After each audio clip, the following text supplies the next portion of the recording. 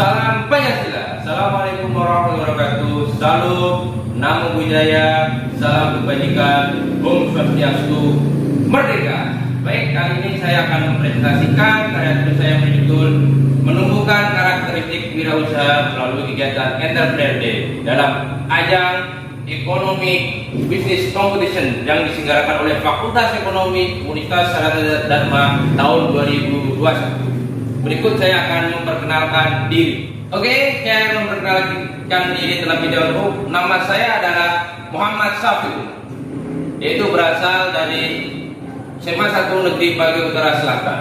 Nah, di mana daerah tugas saya adalah berada di Kabupaten Kepulauan Mentawai, Provinsi Sumatera Barat.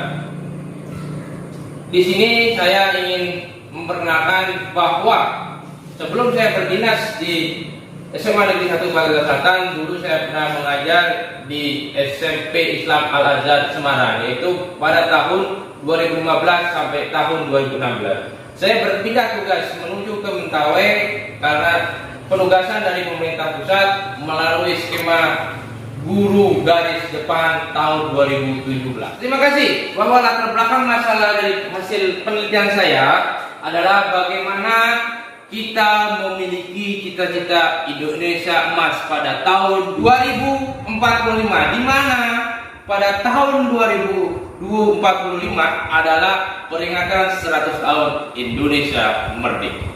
Di situ telah dicanangkan bahwa kita dalam peringatan 100 tahun kemerdekaan adalah dengan tema Indonesia Emas 2045, yaitu Indonesia bercita-cita akan menjadi poros maritim dunia dan poros ekonomi dunia.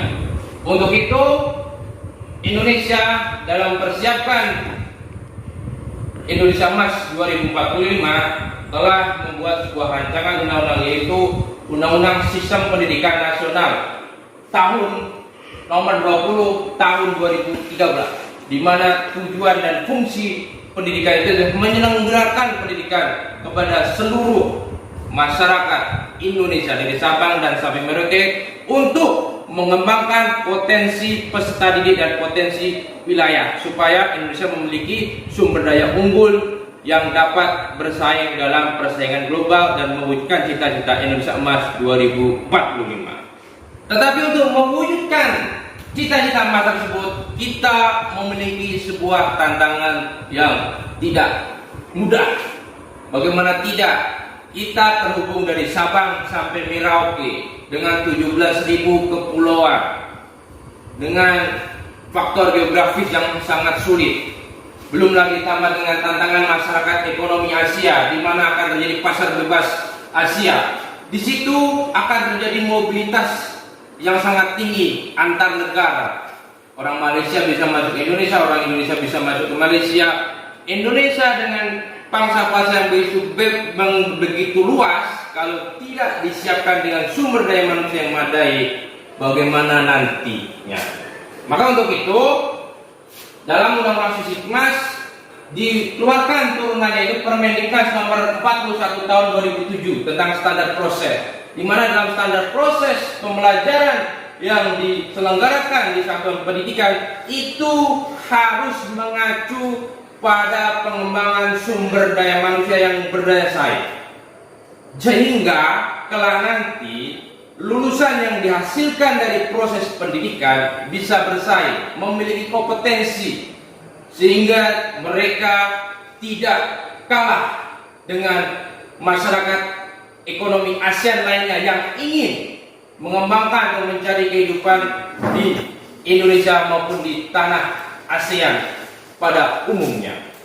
Maka untuk itu, dalam mewujudkan hal tersebut, saya memiliki konsep di satuan pendidikan harus ada yang namanya pendidikan kewirausahaan. Di sini konsep yang saya tawarkan adalah bagaimana adanya kegiatan Entrepreneur Day yang ditanamkan pada peserta didik. Landasan teori yang saya gunakan adalah bagaimana UNESCO telah mengeluarkan pedoman bahwa dalam pelaksanaan proses pendidikan itu harus mengacu kepada 4 pilar pendidikan, yaitu yang pertama adalah learning to know, yaitu belajar untuk mengetahui. Yang berikutnya adalah learning to do, belajar melakukan sesuatu. Yang ketiga adalah learning to be, belajar untuk menjadi sesuatu. Adalah learning to live together, yaitu belajar hidup bersama. Dari keempat dasar pilar pendidikan yang telah dikeluarkan UNESCO, maka kegiatan Entrepreneur Day yang diprogramkan di tingkat satuan pendidikan itu sangat relevan untuk dilaksanakan sebagai wujud dari pendidikan penumbuhan karakter, supaya masyarakat Indonesia kelak nantinya hasil lulusan di satuan pendidikan bisa memiliki daya saing global. Berikut apa yang saya tampilkan peta konsep pendidikan berkarakter, bermutu, dan berdaya saing yang diimplementasikan di satuan pendidikan, yaitu bagaimanapun juga sebuah proses pendidikan itu selalu dimulai dari input. Berikutnya adalah proses. Di sinilah yang sangat menarik, bahwa proses pendidikan berkarakter itu meliputi 3 hal pokok, yaitu pendidikan intrakurikuler, kokurikuler, dan ekstrakurikuler. Intrakurikuler adalah pendidikan yang mencakupi mata pelajaran wajib, mata pelajaran peminatan, mata pelajaran mulok, proyek entrepreneur, pembiasaan diri, dan literasi. Sedangkan kokurikuler adalah wujud dari remedial dan pengayaan. Dan ekstrakurikuler adalah kegiatan pengembangan diri dan pembinaan prestasi peserta didik. Kalau satuan pendidikan sudah melaksanakan ketiga pilar pokok pendidikan tersebut yang meliputi intra, ko, dan ekstra, maka satuan pendidikan tersebut telah melaksanakan pendidikan karakter.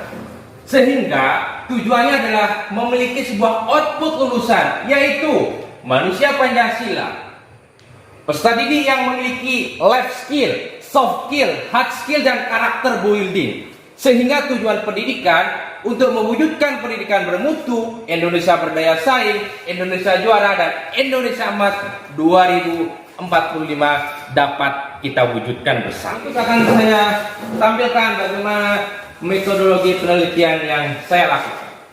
Yaitu penelitian ini saya lakukan pada tahun 2016 pada saat saya bertugas di SMP Islam Al-Azhar 14 Semarang, sebelum saya berpindah tugas ke SMA Negeri 1 Pantai Utara Selatan, di mana jumlah peserta didik pada saat itu populasinya kelas 8 adalah 150 siswa.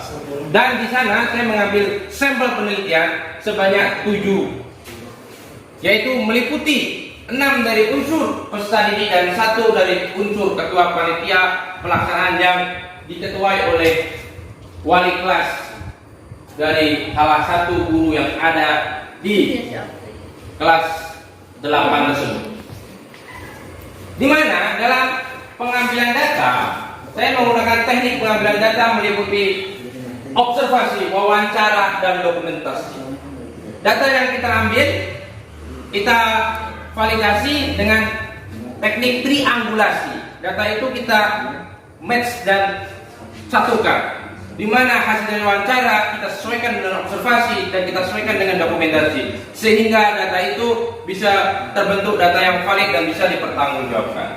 Sedangkan teknik analisis data yaitu kita menunggu semua data terkumpul. Setelah semua data terkumpul baru kita olah dan kita simpulkan, supaya data tersebut tidak terpencar-pencar atau lebih fokus kita dalam menyimpulkan dan mengolah data tersebut.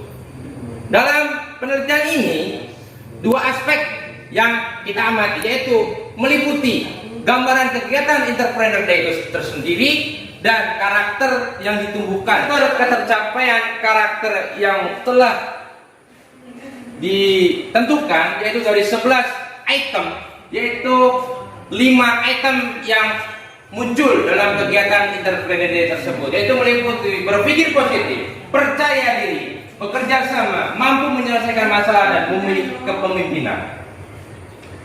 Untuk itu, sebanyak 45,5% indikator yang telah ditetapkan, yaitu tumbuh menjadi karakter yang muncul dalam kegiatan Entrepreneur Day tersebut. Catatannya apa?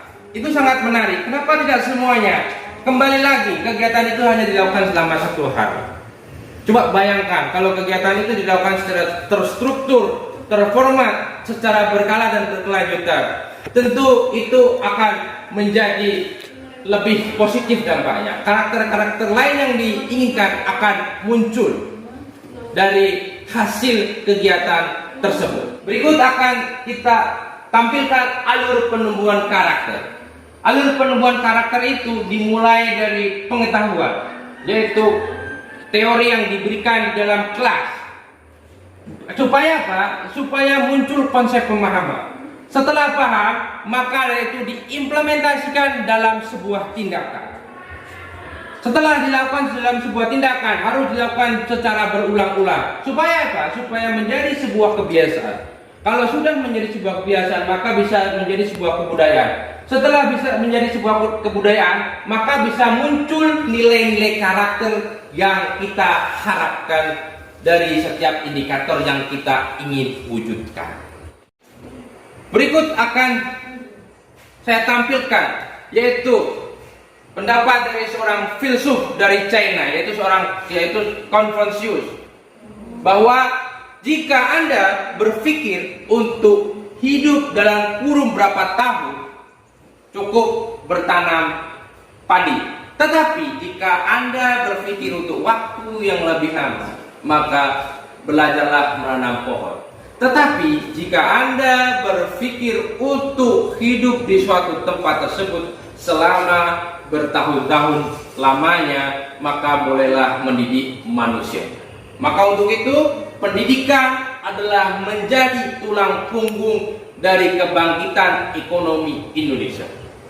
Dengan jumlah masyarakat yang sangat luas, dengan bonus demografi, jika kita kelak nanti hanya mengandalkan pemerintah menyelenggarakan lapangan kerja bagi masyarakat, maka itu tidak akan tercukupi. Tetapi jika kini pemerintah sudah mulai mencanangkan pendidikan karakter wirausaha di tingkat satuan pendidikan, sehingga menjadi sebuah karakter kebudayaan bahwa kewirausahaan adalah menjadi sebuah langkah yang strategis dalam menumbuhkan ekonomi Indonesia, maka seluruh masyarakat Indonesia bisa sejahtera melalui konsep kewirausahaan. Maka untuk itu, generasi berkarakter adalah generasi maju, pendidikan maju adalah ekonomi maju.